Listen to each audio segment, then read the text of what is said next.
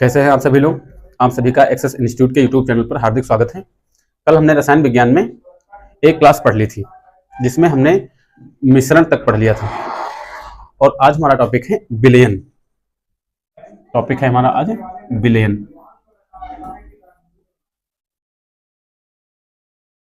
ठीक है, विलयन जो देखिए जो विलयन जो होता है वो उसमें दो अवयव होते हैं। एक होता है विलेय और एक होता है विलायक। एक होता है विलायक। देखो जिसकी मात्रा ज्यादा होती है, जिसकी मात्रा ज्यादा होगी वो क्या होगा, विलायक होता है।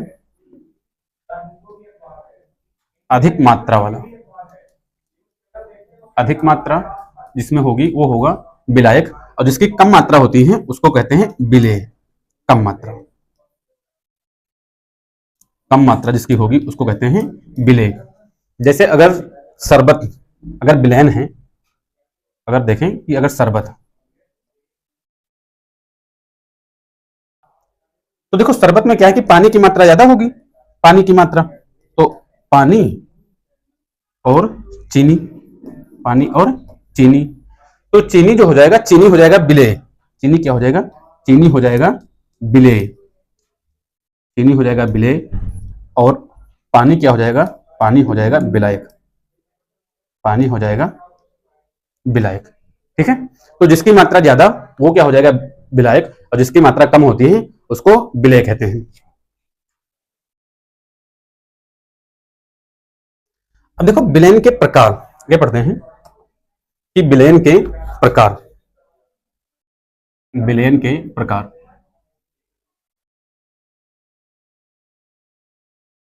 विलयन के प्रकार, विलयन के प्रकार में देखिए पहला विलयन होता है, एक होता है संतृप्त विलयन। पहला विलयन कौन सा है, संतृप्त विलयन। संतृप्त विलयन, संतृप्त विलयन क्या होता है। अब देखिए मान लीजिए किसी ताप पर अगर ये कोई पात्र है, अब इस पात्र में, इस पात्र में कोई विलयन क्या किया गया है इस तरीके से। ठीक है, अब ये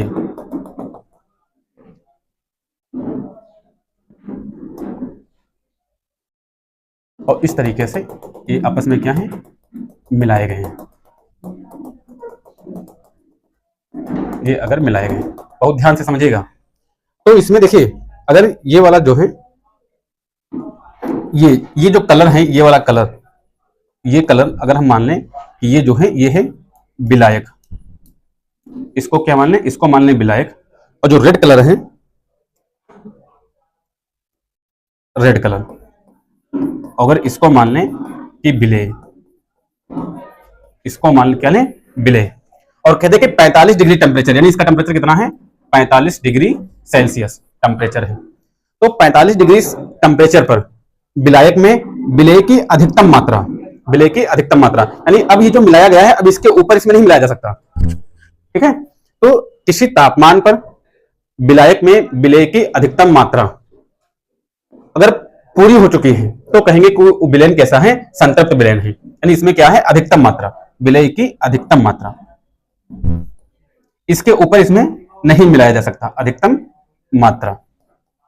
तो अगर अधिकतम मात्रा हो जाएगी, ठीक है, अधिकतम मात्रा, यानी अब इसमें ये जो विलय है ये वाला अब इसमें पार्ट नहीं मिलाया जा सकता।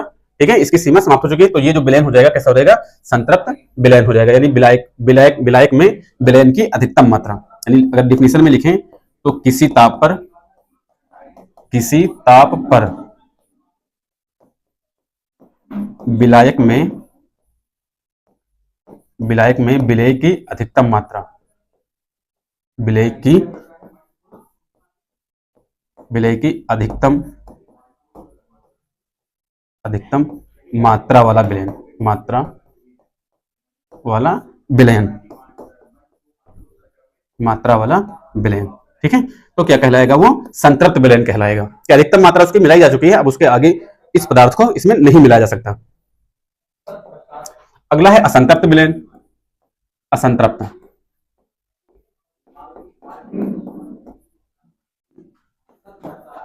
असंतृप्त विलयन।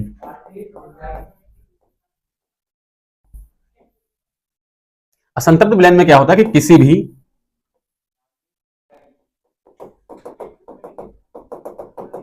जैसे ये मान लीजिए कि एक विलायक हो गया और इसमें एक क्या हो गया कि एक इसमें विलय हो गया, ये वाला मान लीजिए कि इसमें विलय है, ठीक है। तो इसमें जैसे मान लीजिए कि जो ब्लैक रंग वाला जो विलय है ये विलय है, ये मान लीजिए कि ब्लैक रंग वाला जो हमने मिलाया है इसमें, इसलिए अगर विलय है, विलय, और इसका मान लीजिए कि ताप अगर 45 डिग्री सेंटीग्रेड है, तो ये ब्लैक रंग वाला जो है भी इसमें क्या है और मिलाया जा सकता है, ठीक है। अभी इसमें क्या किया जा सकता है और मिलाया जा सकता है, और अगर मिला दे तो इसमें घुल जाएगा, तो अगर और मिलाया जा सकता है किसी ताप पर विलय की अधिकतम मात्रा, मतलब कुछ मात्रा और शामिल कर ली जाए विलयन में, तो वो विलयन कैसा कहलाएगा, असंतृप्त विलयन कहलाएगा। यानी किसी ताप पर, डिफिनेशन में लिखें अगर, किसी ताप पर, किसी ताप पर विलायक में, विलायक में विलय, विलय की मात्रा, विलय की मात्रा बढ़ाना संभव हो, बढ़ाना संभव हो, बढ़ाना संभव हो, तो ऐसा जो विलयन क्या कहलाएगा, तो ऐसा विलयन असंतृप्त विलयन कहलाएगा। यानी उसमें और चीनी मिला सकते हैं, मतलब शरबत है तो उसमें और चीनी मिला सकते हैं, परंतु एक सीमा होगी कि उसके ऊपर नहीं मिला सकते हैं। तो जैसे वो सीमा आ जाएगी कि इसके ऊपर हम इसमें चीनी नहीं मिला सकते हैं, तो वो संतृप्त कहलाएगा। अगर जब तक वो सीमा नहीं आती है तब तक वो असंतृप्त विलयन कहलाएगा। अगला विलयन है वास्तविक विलयन। अगला कौन सा है, वास्तविक विलयन, वास्तविक विलयन, वास्तविक विलयन। अब देखो वास्तविक विलयन में क्या होता है कि विलय, दो चीजें होती हैं, विलायक और विलय, यानी कैसे कर लिखें कि विलयन में क्या होता है कि विलायक होता है और विलय होता है। तो अगर इसमें अगर विलायक और विलय,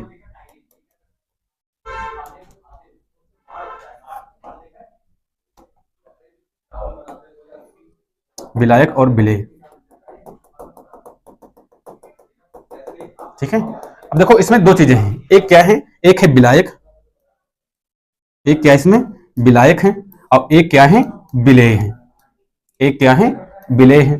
तो विलायक और विलय, विलायक और विलय दोनों के जो कणों का आकार होगा, यानी विलायक और विलय दोनों के कणों का आकार जो होगा, कणों का आकार, कणों का आकार, कणों का आकार होगा 10 की घात -10 मीटर, ठीक है। 10 की घात माइनस, यानी ये जो कणों का जो आकार है वो कणों का आकार कितना होगा, 10 की घात -10 मीटर, ठीक है। अगर हम इसमें देखें, अगर सूक्ष्मदर्शी से भी देखें, सूक्ष्मदर्शी से भी, तो हम इन कणों को नहीं दे सकते, यानी दोनों के कण इतने सूक्ष्मतम कण होंगे, दोनों के सूक्ष्मतम कण होंगे, दोनों को हम अलग अलग देख ही नहीं सकते हैं, ठीक है। अगर हम इनको फिल्टर पेपर से भी अलग करें, फिल्टर पेपर से क्या करें कि फिल्टर पेपर से भी अलग करें, तब भी हम विलायक और विलय को अलग नहीं कर सकते हैं, ठीक है। यानी वास्तविक विलयन की डेफिनेशन क्या होगी कि विलायक, विलायक और विलय, विलय के कणों का आकार समान, के कणों का आकार समान, कणों का आकार समान, कणों का आकार क्या होगा, कणों का आकार समान होगा, ठीक है। फिल्टर पेपर से भी इन्हें अलग नहीं कर सकते, फिल्टर पेपर से भी पृथक नहीं कर सकते, से भी पृथक नहीं कर सकते, से भी पृथक नहीं कर सकते, पृथक नहीं कर सकते, या कह सकते सूक्ष्मदर्शी से भी नहीं देख सकते, सूक्ष्म दर्शी से भी नहीं देख सकते, से भी कणों को नहीं देख सकते, से भी नहीं देख सकते, नहीं देख सकते, ठीक है। आकार समान, और आकार होगा कितना, आकार होगा 10 की घात -10 मीटर, 10 की घात माइनस 10 मीटर इनका आकार होगा। उदाहरण जैसे कौन कौन से उदाहरण होंगे, तो उदाहरण में हो जाएगा, अगर देखें उदाहरण कि कौन कौन से उदाहरण जो है वास्तविक विलयन के उदाहरण हैं, जैसे शरबत, जैसे शरबत ही हो जाएगा, शरबत जो हो जाएगा, दिख रहा है, हाँ दिख रहा है, जैसे शरबत, तो शरबत क्या है कि वास्तविक विलयन का ये उदाहरण है। या मान लीजिए कि नमक, ठीक है, नमक और जल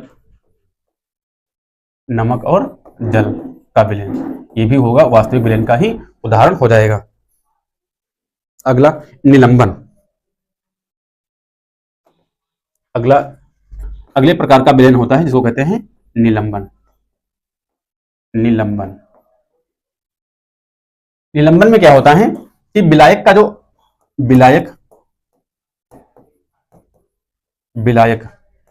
के कणों का आकार विलेय से छोटा होगा, विलेय से छोटा,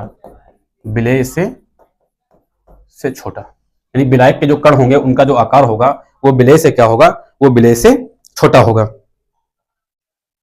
जैसे इसमें जो विलायक के जो कण होंगे, विलायक के जो कण होंगे, विलायक के कण बराबर होंगे कि 10 की घात माइनस 10 मीटर मान लें, और जो विलेय के जो कण होंगे, विलेय के जो कण होंगे, विलेय के जो कण होंगे वो होंगे 10 की घात माइनस 5 मीटर, ठीक है। यानी विलायक के जो कण होंगे, विलायक के कण छोटे होंगे और विलेय के जो कण होंगे उनका आकार क्या होगा, उनका आकार बड़ा होगा। विलेय के जो कण होंगे वो नग्न आंखों से भी दिख रहे होंगे, जैसे जल और रेत का विलयन जो है वो निलंबन है, रेत का विलयन। उसमें देखो जल और रेत के विलयन में कि रेत के कण जो होते हैं वो दिख रहे होते हैं, यानी जल के जो कण है उनका आकार छोटा है और रेत के कणों का आकार क्या है, बड़ा है, तो ऐसे विलयन को कहते हैं निलंबन। अगला कोलाइड, अगला क्या है, कोलाइड। ये भी मिश्रण होता है, बिस्मांगी मिश्रण होता है, बिस्मांगी। कैसा मिश्रण होगा ये, बिस्मांगी मिश्रण होगा, बिस्मांगी, ठीक है, बिस्मांगी मिश्रण होगा। और जो वास्तविक विलयन था ये समांगी मिश्रण होगा, ये मान लीजिए कि समांगी, ये जो होगा समांगी मिश्रण होगा, समांगी। ये कैसा मिश्रण होगा, ये मिश्रण होगा समांगी। कैसा मिश्रण, समांगी मिश्रण होगा।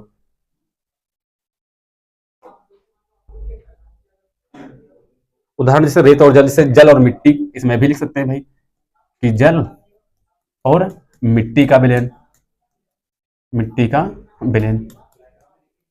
जल और मिट्टी का विलयन, ये भी कैसा विलयन है, निलंबनकारी विलयन है। आगे है कोलाइड। अगला विलयन कैसा है, कोलाइड। अगला कौन सा विलयन, कोलाइड। अगला विलयन कोलाइड।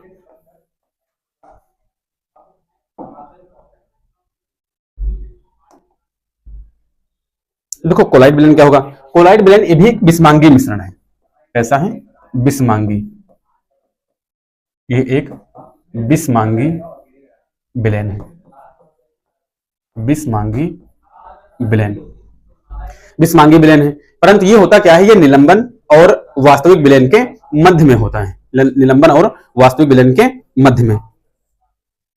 जैसे जो विलेय के कण होंगे, विलेय के कण जो होंगे, लगभग विलेय के जो कण होंगे वो होंगे 10 की घात माइनस 7 मीटर या 8 मीटर जो विलायक होंगे, और विलायक जो होंगे उसके कण होंगे 10 की घात माइनस, ये मीटर में होगा, 10 की घात माइनस 9 मीटर। या मान लें कि वास्तविक, या इस तरीके से भी लिख सकते हैं कि वास्तविक विलयन व निलंबन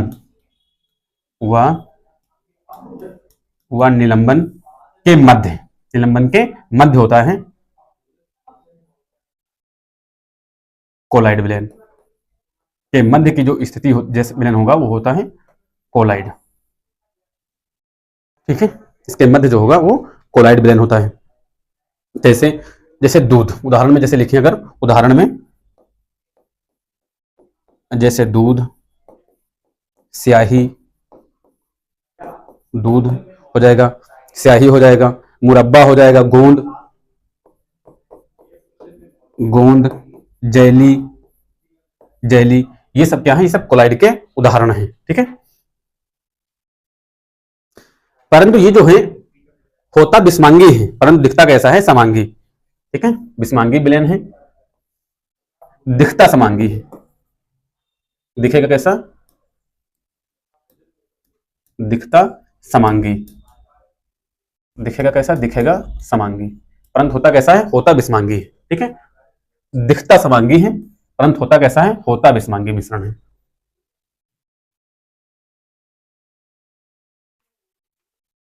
आगे कोलाइड जो विलयन है वो कितने प्रकार के हैं? ठीक है, तो कोलाइड जो है वो 8 प्रकार के हैं। कितने प्रकार के हैं? कोलाइड 8 प्रकार के होते हैं। कोलाइड, कोलाइड के प्रकार, कोलाइड के प्रकार, कितने प्रकार का कोलाइड होता है? 8 प्रकार का कोलाइड के प्रकार, 8 प्रकार का होता है। जैसे 8 प्रकार का, 8 प्रकार के, 8 प्रकार के। पहला कौन सा है? जैसे पहला है ठोस और ठोस। ठोस, विलायक भी ठोस होगा और विलेय भी ठोस होगा, दोनों ठोस होते हैं। ठोस और ठोस, जब ठोस और ठोस को जब मिलाया जाता है तो वो बनेगा ठोस सॉल, उसको कहेंगे ठोस सॉल। ठोस सॉल कहते हैं, ठोस सॉल कहते हैं। कौन कौन से हैं? जैसे रंगीन कांच, जैसे रंगीन कांच, रंगीन कांच, रंगीन कांच किसका उदाहरण है? तो रंगीन कांच ठोस सॉल का उदाहरण है। दूसरा अगर लिखें कि ठोस और द्रव, ठोस और द्रव, ठोस और द्रव, ठोस और द्रव का जो मिश्रण होता है, ठोस और द्रव का, उसे कहते हैं जैल या जैली। कहते हैं जैल, जैल या जैली, जैल या जैली। उदाहरण क्या है भाई जैल या जैली के? जो उदाहरण है जैसे पनीर, मक्खन, पनीर, पनीर, मक्खन। ठीक है, जैसे हो गया पनीर, हो गया मक्खन, हो गया, या फलों की जैली हो गई। आगे ठोस और गैस, अगला है तीसरा, ठोस और गैस। ठोस और गैस के मिश्रण को क्या कहते हैं? ठोस और गैस का जो मिश्रण होता है उसको कहते हैं ठोस फेन, कहते हैं ठोस फेन, ठोस फैन कहते हैं। इसके उदाहरण जो हैं ठोस फैन के, जैसे झावा पत्थर, रबड़ फोम, झावा पत्थर, रबड़ फोम, रबड़, रबड़ फोम। ठीक है, आगे चौथा, चौथा प्रकार इसका हो जाएगा द्रव और ठोस, द्रव और ठोस, द्रव और ठोस, द्रव और ठोस। द्रव और ठोस का जो मिश्रण होता है उसको कहते हैं सॉल। क्या कहते हैं? सॉल। क्या कहते हैं? द्रव और ठोस का जो मिश्रण होता है वो कहते हैं सॉल। अगर यहां लिखते हैं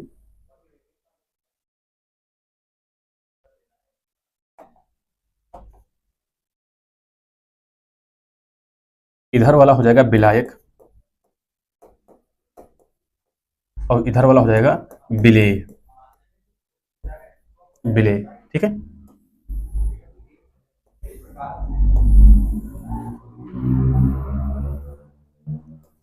कोलाइड, या मान लीजिए कि कोलाइड कौन सा कोलाइड होगा? कोलाइड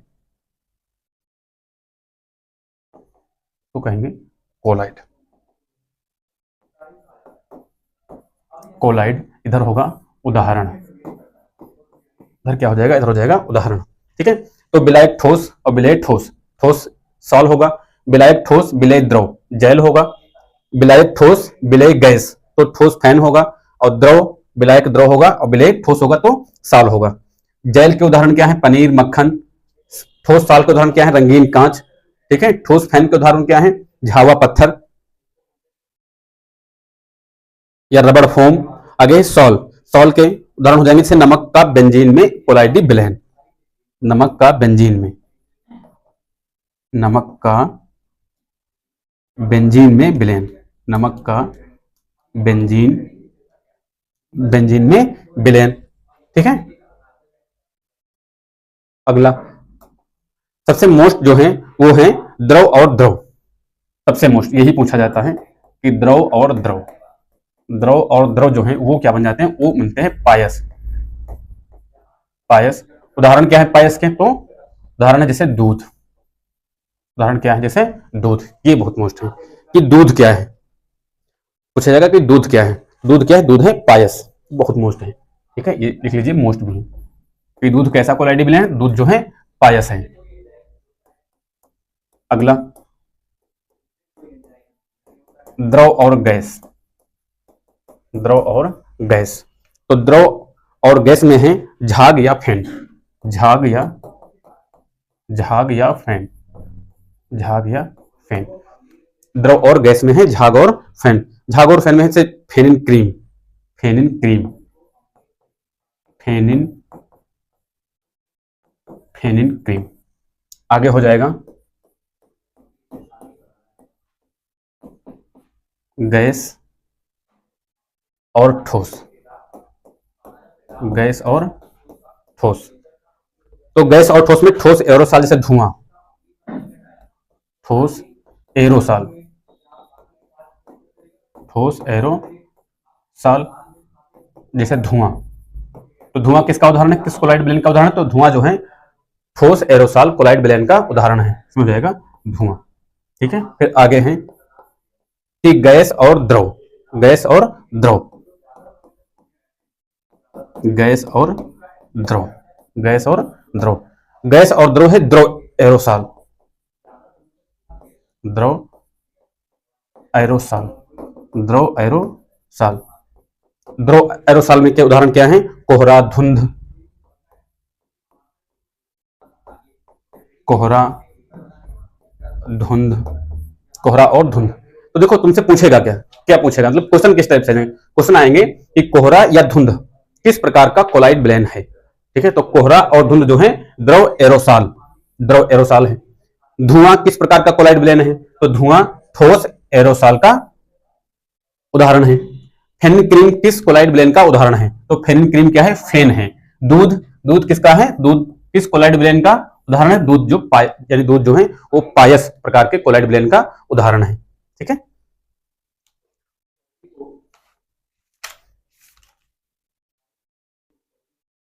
आगे बढ़ते हैं। मिश्रण पृथक्करण की विधियां, मिश्रण पृथक्करण की विधियां, मिश्रण पृथक्करण, मिश्रण पृथक्करण की विधियां, मिश्रण पृथक्करण की विधियां, मिश्रण पृथक्करण की विधियां। जैसे कोई दो मिश्रण है, दो मिश्रण है, मान लीजिए कि इस तरीके से कोई दो मिश्रण है। ठीक है। इसमें एक, तो ऐसी कितनी विधियां हैं जिनसे दोनों तत्वों को अलग अलग किया जा सके। ठीक है। यानी जो मिश्रण है उनमें जो दो अवयव आपस में मिले हुए हैं उनको किन विधियों के द्वारा अलग अलग किया जा सकता है। ठीक है। तो एक विधि है, पहली है रवाकरण। कौन सी विधि है? रवाकरण। नंबर एक क्या है? नंबर एक है रवाकरण, रवाकरण, रवाकरण। रवाकरण क्या है? जैसे एल्कोहल, से एल्कोहल में क्या है कि जैसे एल्कोहल में हम लोग नमक को घोल दें, एल्कोहल में नमक को क्या कर दें कि एल्कोहल को नमक में घोल दें, फिर उसके बाद क्या किया जाए कि उसको गर्म किया जाए। जैसे एल्कोहल में नमक घोल करके हमने क्या किया, एल्कोहल को गर्म किया, उसमें नमक डाल दिया, अब नमक क्या होगा? उसमें घुल जाएगा। उसके बाद उसको ठंडा किया जाए। ठंडा जब किया जाएगा तो जो नमक होगा वो ठोस रूप धारण कर लेगा। वो कैसा रूप धारण कर लेगा? ठोस रूप धारण कर लेगा, यानी उसी को कहेंगे रवाकरण। ठीक है। अगला है आसवान। एक विधि होती है आसवान, आसवान, ठीक है। एक विधि क्या है आसवन। आसवन से क्या है कि शुद्ध जल जो होता है, शुद्ध जल में जो भी अशुद्धियां मिली होती हैं, तो शुद्ध जल हो गया और अशुद्धियां हो गई। तो शुद्ध जल जो होता है, उन अशुद्धियों से कैसे शुद्ध जल बाहर निकाला जाए, तो आसवन विधि के द्वारा। तो इसमें क्या है, कौन सी विधि, शुद्ध जल या आसुत जल, शुद्ध जल या आसुत जल, शुद्ध जल या आसुत जल, शुद्ध जल या आसुत जल, शुद्ध जल या आसुत जल किस विधि के द्वारा प्राप्त किया जाता है, तो आसवन विधि द्वारा प्राप्त किया जाता है, ठीक है। जैसे देखो, इसमें अगर जल रखा हुआ है, जल, इसमें है जल, इसमें जल है और कुछ अशुद्धियां हैं, ठीक। अब देखो, जब इसको गर्म किया जाएगा, तो मान लीजिए कि ये बर्नर हो गया, तो जब इसको गर्म करेंगे, तो गर्म करने के बाद जो जल होगा वह वाष्प के रूप में क्या हो जाएगा, वाष्प के रूप में कन्वर्ट हो जाएगा। तो जल जो होगा वो वाष्प के रूप में कन्वर्ट होकर के हम क्या करेंगे, दूसरे बीकर में स्टोर कर लें। जल जो है वो वाष्प के रूप में कन्वर्ट होकर के दूसरे बीकर में क्या कर लेंगे, स्टोर कर लेंगे, और जो अशुद्धियां होंगी वो इसी वाले बीकर में रह जाएंगी। तो जल को कैसे शुद्ध किया जाता है, तो जल को भाप आसवन विधि द्वारा, या जल को जो है आसवन विधि द्वारा शुद्ध किया जाता है। अगला क्या है, नंबर 3। नंबर 3 है प्रभाजी आसवन। प्रभाजी आसवन, प्रभाजी आसवन, प्रभाजी आसवन में पेट्रोलियम, प्रभाजी आसवन में पेट्रोलियम, कि पेट्रोलियम से, देखिए पेट्रोलियम में डीजल होता है, मिट्टी का तेल होता है, पेट्रोल होता है। तो प्रभाजी आसवन के द्वारा हम पेट्रोलियम से मिट्टी का तेल अलग कर सकते हैं, पेट्रोल अलग कर सकते हैं और डीजल अलग कर सकते हैं, क्योंकि सबका अलग अलग क्वथनांक होता है। जैसे अगर हम इस पेट्रोलियम को गर्म करें तो 500 डिग्री सेंटीग्रेड में मान लीजिए कि डीजल उबलने लगा, या डीजल जो है वाष्प में परिवर्तित होने लगा, तो हम 500 डिग्री टेम्परेचर तक गर्म करते रहेंगे, ठीक है। और डीजल क्या कर लेंगे, दूसरे बीकर में एकत्र कर लेंगे। पेट्रोल 800 पर वाष्प में बनता है, इस तरीके से 800 तक गर्म करके हम पेट्रोल को दूसरे बीकर में कर लेंगे। तो इस तरीके से प्रभाजी आसवन के द्वारा हम पेट्रोलियम को शुद्ध करते हैं। और चौथा हो जाता है प्रभाजी आसवन, अगला होता है भाप आसवन। भाप आसवन, भाप आसवन, भाप, देखो इसमें क्या होता है, जब क्वथनांक में कम अंतर हो, इसमें अगर लिख लें कि क्वथनांकों में कम अंतर होता है,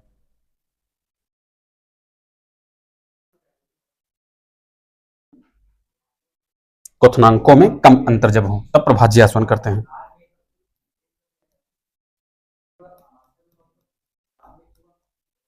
क्वथनांकों में कम अंतर होता है, ठीक है। भाप आसवन में क्या होता है, जब क्वथनांकों में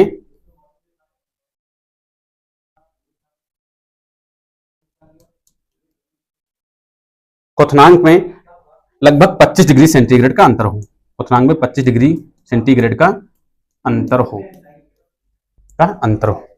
ठीक है।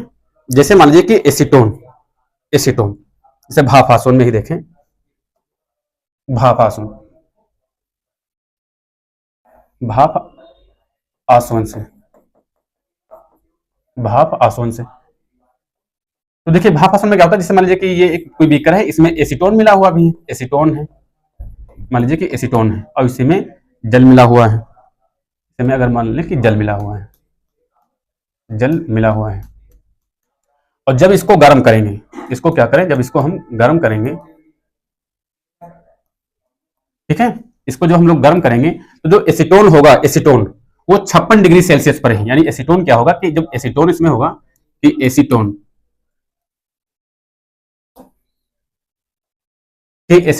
56 डिग्री सेल्सियस पर ही क्या बनने लगेगा, भाप बनने लगेगा। तो हम 56 डिग्री सेंटीग्रेड तक ही इसको गर्म करेंगे और जितना भी एसीटोन होगा वो भाप के रूप में इसको हम अलग कर लेंगे, दूसरे वाले बीकर में हम एसीटोन को कर लेंगे, ठीक है। जल जो होता है वो 100 डिग्री सेंटीग्रेड पर भाप में बनता है, यानी वाष्प में बनता है, ठीक है। तो इस तरीके से, यानी भाप आसवन में क्या है, एसीटोन, भाप आसवन में एसीटोन, एल्डिहाइड, एसीटोन, एल्डिहाइड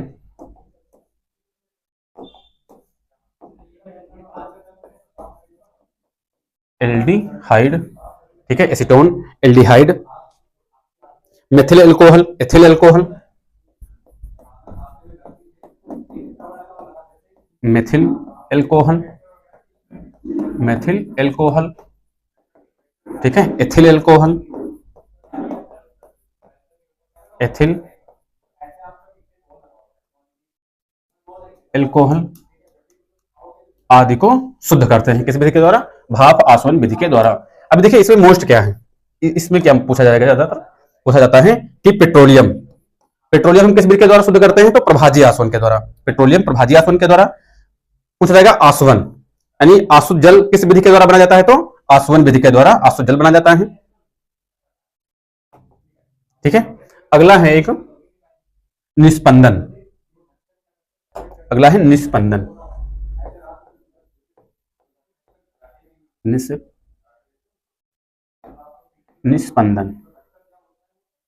निस्पंदन। अब देखो निस्पंदन में क्या है कि धरातल के नीचे जो जल होगा उस जल में बालू की मात्रा भी होगी, परंतु वो जो जल धरातल के नीचे है वो जब ऊपर आता है धीरे धीरे क्या होता है? शुद्ध बन करके आता है। या मान लीजिए कि धरातल के ऊपर से, यानी जो जल जाएगा धरातल के ऊपर क्या होता है, यानी वर्षा का जो पानी है देखिए उसमें कीचड़ भी होता है, जल भी उसमें है, कूड़ा करकट भी है, परंतु वो जल पृथ्वी से नीचे जब जाता है रिस करके तो पृथ्वी के नीचे एकदम शुद्ध रूप में पहुंचता है, यानी जो भी अशुद्धियां होती हैं वो ऊपर ही रह जाती है। जैसे मान लीजिए कि यहां पे एक बीकर रखा जाए, इस तरीके से यहां पर क्या किया जाए, ये मान लीजिए कि ये स्टैंड लगा हुआ है, ठीक है, यहां पर बीकर रखा जाए। अब देखो यहां पर क्या है कि यहां पर पहले क्या है कि छोटे छोटे कण पत्थर रखे जाएं, छोटे छोटे से मोरंग, फिर उसके बाद बड़े बड़े और बड़े बड़े रखे जाएं, फिर उसके बाद और बड़े बड़े रखे जाएं पत्थर, इस तरीके से, फिर और बड़े बड़े पत्थर रखे जाएं, इस तरीके से बड़े बड़े पत्थर रखे जाएं। अब यहां पे क्या किया जाए कि यहां पे गंदा जल डाला जाए। कैसा जल? गंदा जल डाला जाए, ठीक है। अब गंदा जल जब डाला जाएगा तो नीचे से देखिए गंदा जल जो होगा वो नीचे से रिस करके, यहां से रिस करके इसमें पहुंचेगा। गंदा जल जो होगा वो रिस करके यहां पे पहुंचेगा, ठीक है, यहां से जल जो है रिस के पहुंच रहा है। अब ये जो जल होगा, ये कैसा जो जल होगा, ये होगा शुद्ध जल, शुद्ध जल। तो ये जो प्रक्रिया है शुद्ध करने की, इसको क्या कहते हैं? इसको कहते हैं निस्पंदन, ठीक है। ये हो गया तुम्हारा निस्पंदन। जैसे धरती का जल कैसे शुद्ध होगा, कैसे शुद्ध होता है? तो निस्पंदन के कारण, ठीक है। टेबुल या नल का जल, नल या ट्यूबवेल का जल, या ट्यूबवेल का जल, या भूमिगत जल, या भूमिगत जल, भूमिगत जल का शुद्ध होना क्या कहलाता है? निस्पंदन कहलाता है। अगला है ऊर्ध्वपातन, अगला क्या है? ऊर्ध्वपातन।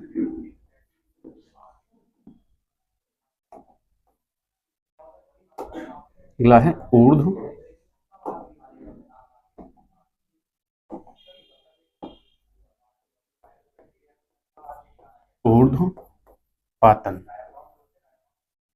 ऊर्ध्वपातन क्या है?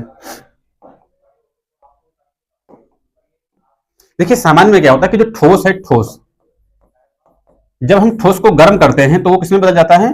द्रव में। ठोस जो है किसमें बदलता है? द्रव में। फिर द्रव किसमें बदलता है?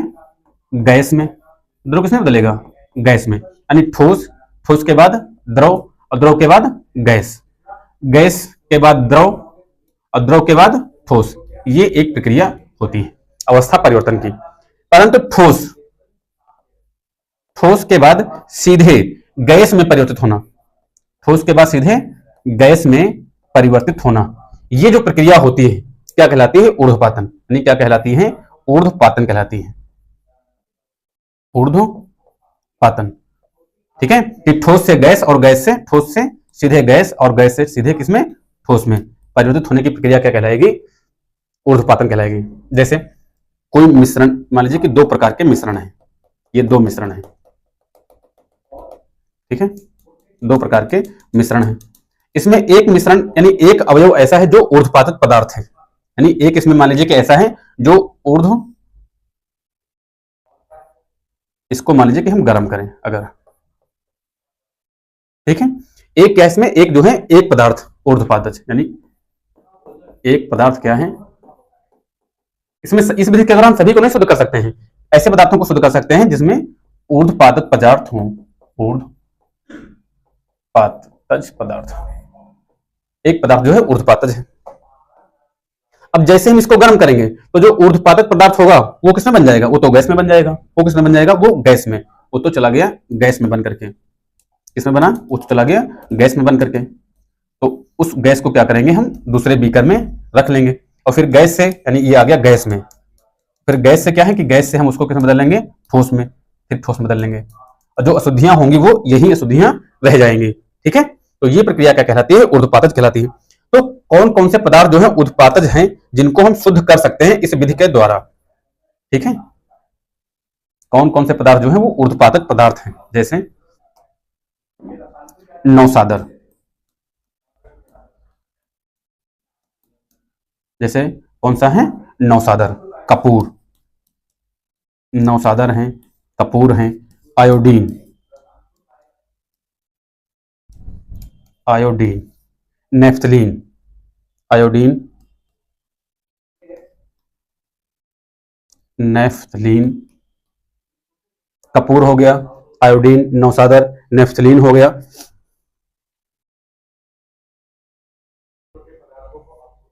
बेंजोइक अम्ल हो गया, बेंजोइक अम्ल इसी में होता है, बेंजोइक अम्ल, बेंजोइक अम्ल हो गया। ठीक है, अगर इन पदार्थों को हम ऊर्ध्वपातज विधि के द्वारा क्या कर सकते हैं, शुद्ध कर सकते हैं। ठीक है,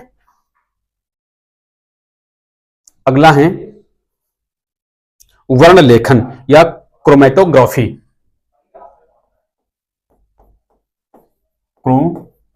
क्रोमेटोग्राफी, क्रोमेटोग्राफी एक विधि, क्रोमेटोग्राफी, क्रोमेटोग्राफी क्या है, देखो जैसे मान लीजिए कि एक स्याही ही है, स्याही, मान लीजिए कि स्याही, एक जो है स्याही है जिसमें लाल रंग और पीला रंग और नीला रंग, मान लीजिए कि तीन रंग क्या कर दिए गए कि तीन रंग जो है मिलाए गए हैं, तीन रंग क्या किए गए, मिलाए गए हैं। अब हमें क्या करना है कि तीनों रंगों को अगर हमें अलग अलग करना है या तीनों रंगों के पदार्थों को हमें अलग अलग करना है तो केमेटोग्राफी पेपर आता है, केमेटोग्राफी पेपर, जैसे मान लीजिए कि ये केमेटोग्राफी पेपर है, ये केमेटोग्राफी क्या है, ये केमेटोग्राफी पेपर है। अब हम क्या करें कि केमेटोग्राफी पेपर पर उसी स्याही, स्याही से ऐसे, स्याही से ऐसे एक बिंदु बना दे, स्याही से क्या कर दे कि स्याही से स्याही का बिंदु बना दे, ये क्या है, केमेटोग्राफी पेपर है, ये एक केमेटोग्राफी पेपर है। अब इसको हम क्या करेंगे, जल में डुबोएंगे, इसमें डुबो दें, इस पेपर को हम जल में डुबो दें,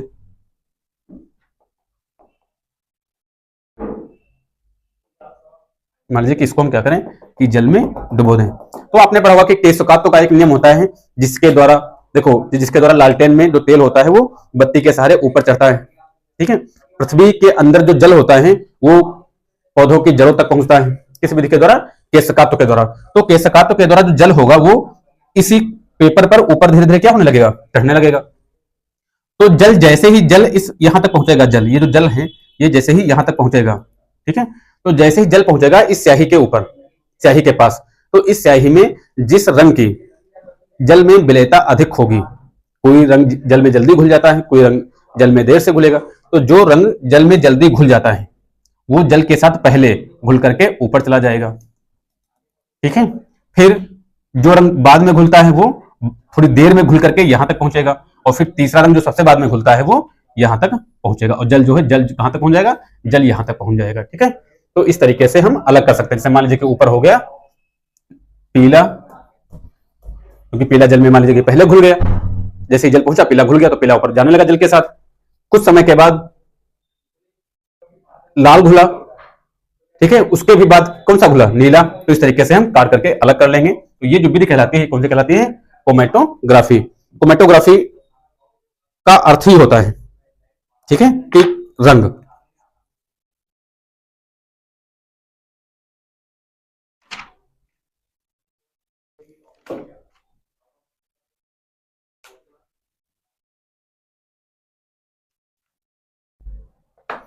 आगे हैं कोलाइडों के अनुप्रयोग, कोलाइड विलयनों के अनुप्रयोग। ठीक है, अगला कोलाइड विलयन के अनुप्रयोग।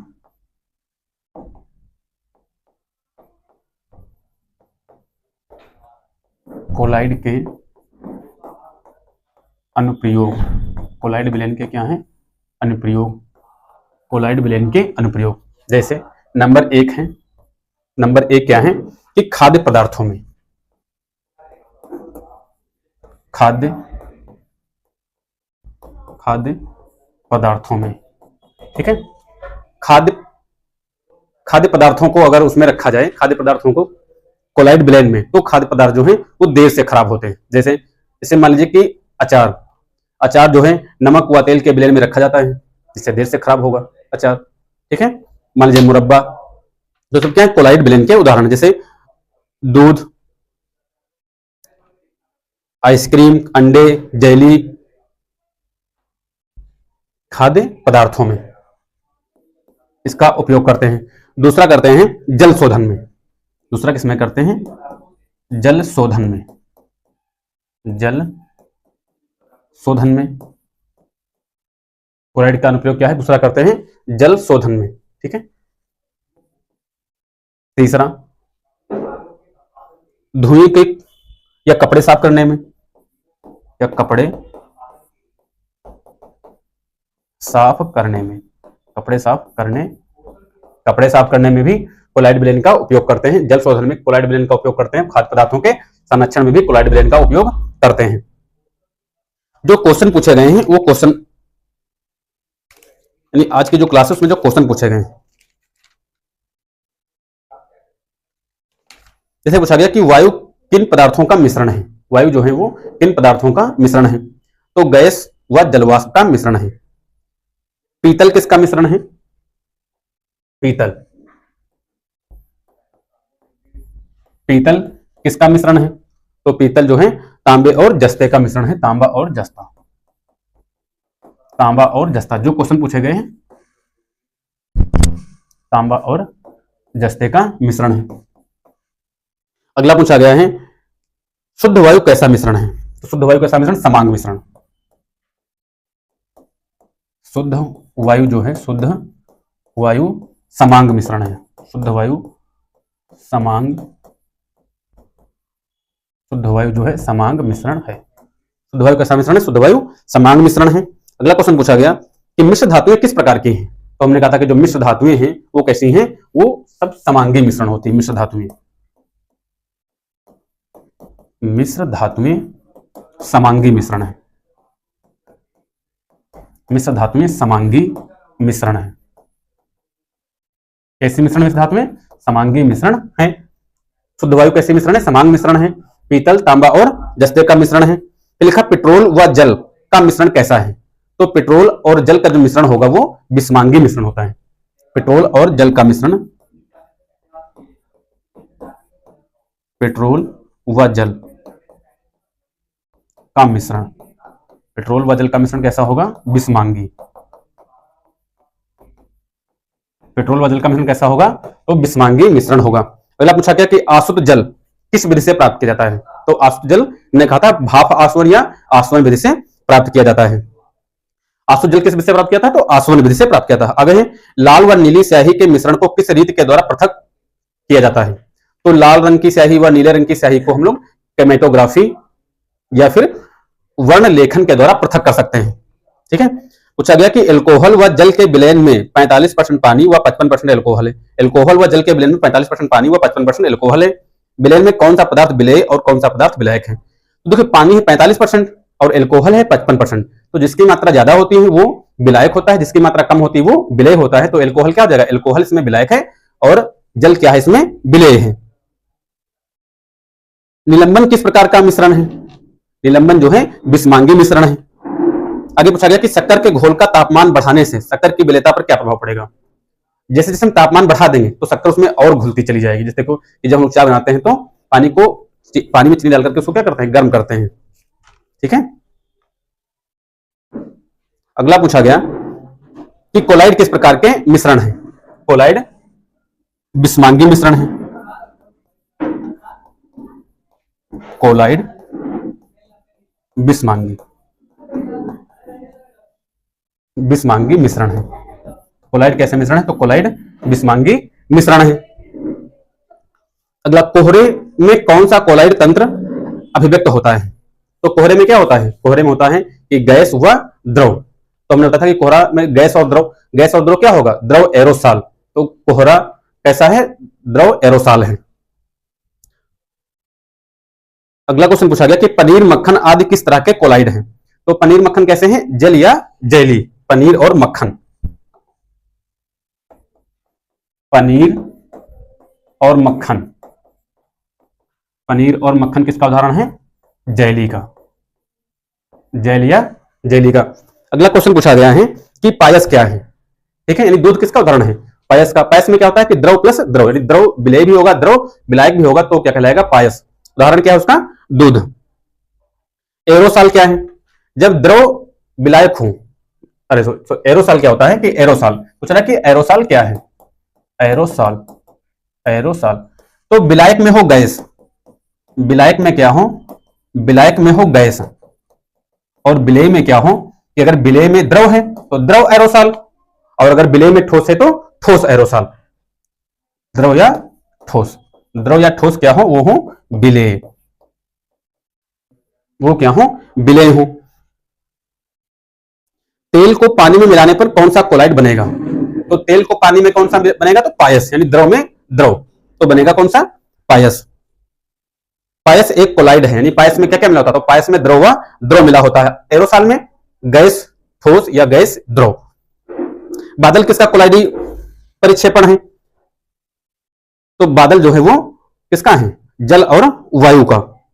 दूध, पनीर, क्षीर क्रीम व चेहरे की क्रीम में कौन जेल का उदाहरण है? दूध, दूध पायस है। पनीर, पनीर क्या है? पनीर ही इसमें जो है जेल का उदाहरण है।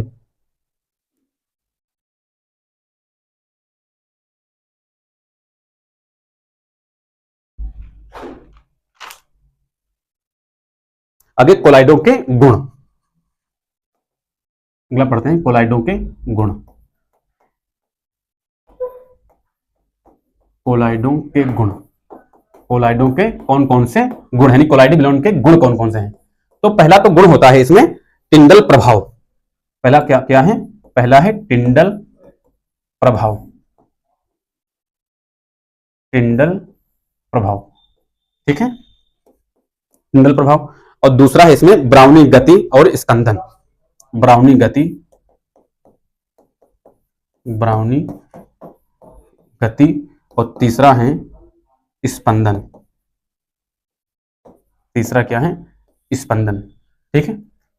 टिंडल प्रभाव क्या है कि जैसे कोई वास्तविक विलयन हो, वास्तविक विलयन, कैसा विलयन है? वास्तविक विलयन है, वास्तविक विलयन। और इस वास्तविक विलयन में क्या किया जाए कि इस वास्तविक विलयन में अगर कोई प्रकाश का फोकस डाला जाए, प्रकाश का फोकस, वास्तविक विलयन में प्रकाश का फोकस, तो वो दिखेगा, यानी फोकस क्या है? दिखेगा। जैसे मान लीजिए कि ये अंधेरा कमरा हो, ये एक अंधेरे कमरे में, अंधेरे कमरे में, अंधेरे कमरे में जब वास्तविक विलयन के ऊपर एक प्रकाश का फोकस डाला जाएगा तो उसमें से दिखता हुआ लगेगा कि फोकस इसको क्या कर रहा है? पार कर रहा है। फोकस का जो मार्ग होगा वो अंधेरे कमरे में, वास्तविक विलयन में, वास्तविक विलयन में, वास्तविक विलयन में प्रकाश पुंज का मार्ग दिखेगा, प्रकाश पुंज का मार्ग दिखेगा, का मार्ग दिखेगा।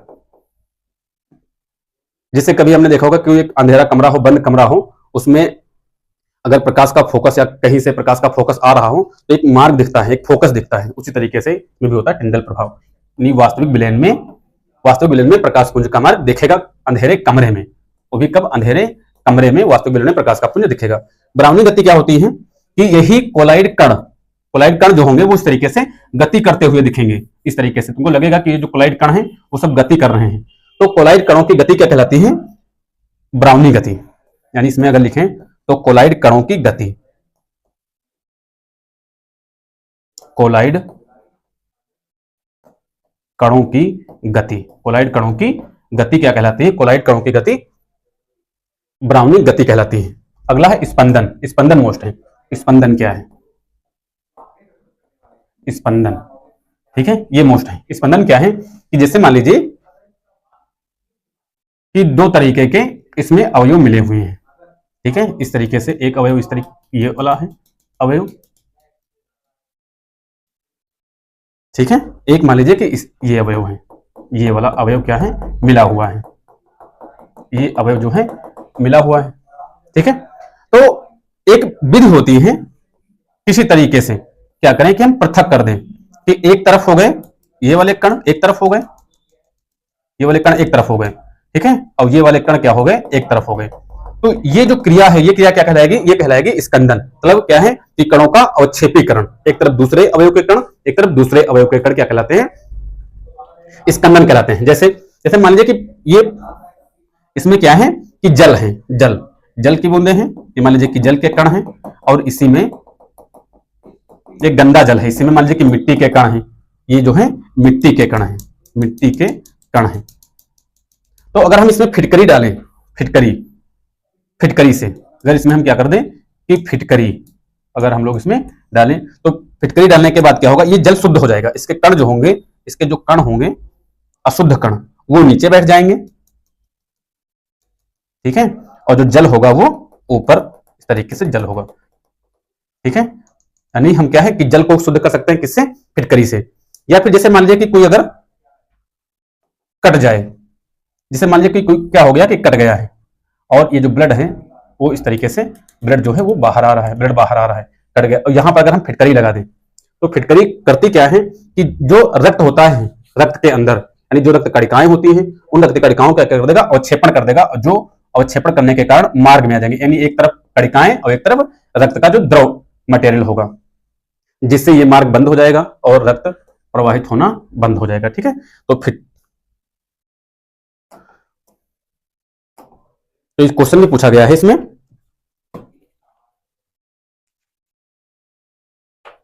कि पंकित जल के निस्पंदन हेतु किस यौगिक का प्रयोग करते हैं? गंदे जल को निस्पंदन करने के लिए किस यौगिक का उपयोग करते हैं? तो फिटकरी का। मामूली कट जाने पर फिटकरी रक्तस्राव को रोक देता है, इसका कारण क्या है?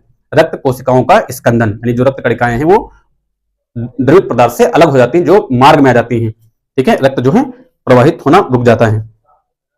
जल के उपचार में फिटकरी का प्रयोग किस प्रकार में मदद करता है? तो स्कंदन में। धुआं कैसा उदाहरण है? तो धुआं जो है ठोस एरोसोल का उदाहरण है। तो आज की क्लास में इतना ही, कल हम लोग पढ़ेंगे परमाणु संरचना।